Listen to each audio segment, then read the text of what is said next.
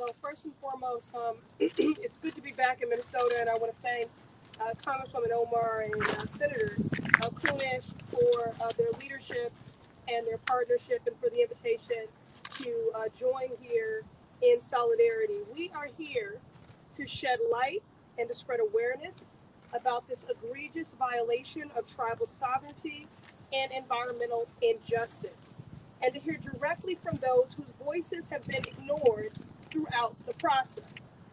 I believe the people that are closest to the pain must be closest to the power. But our indigenous neighbors, who would be most impacted by this pipeline, have had little to say throughout this process. Now, we've seen the destructive impacts of climate change, with communities of color bearing the brunt of extreme weather, rising sea levels, and worsening air and water pollution. And we have an opportunity. We have a responsibility to change that with Line 3. Low-income communities will bear the consequence of this pipeline. Instead of running through wealthy white suburbs, the Line 3 pipeline threatens the prairies. It threatens the wild rice wetlands, Mississippi tributaries, and the treaty lands of indigenous people. We must put people and our planet over profits.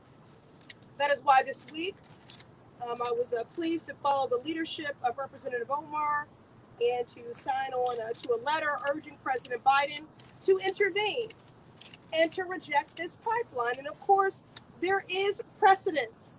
He did this with the Keystone pipeline, so this is a no-brainer. President Biden has the opportunity and, again, the responsibility in making good on his word to be the climate president. He must direct the Army Corps of Engineers to revoke the permit for Line 3.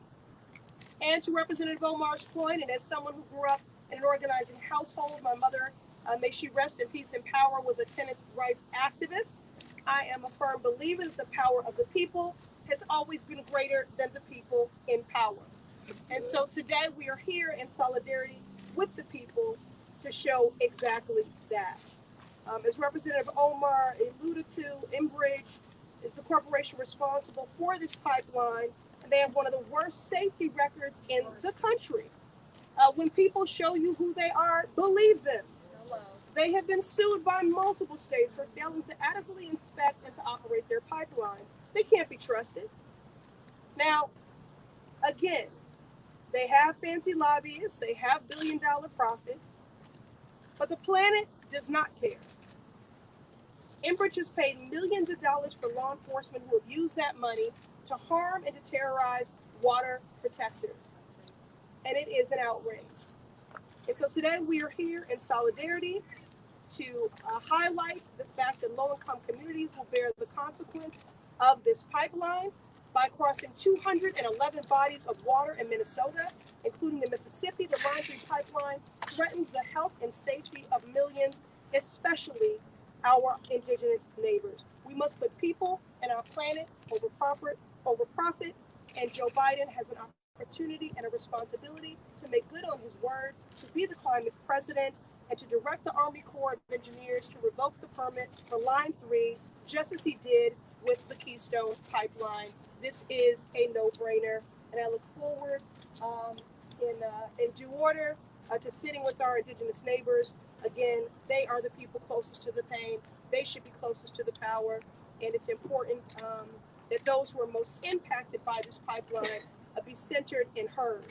And they have been silenced and sidelined throughout this process. And so now I will turn the microphone over to another sister in service who never met a protest on a bullhorn that she didn't like, Representative Rashida Tlaib.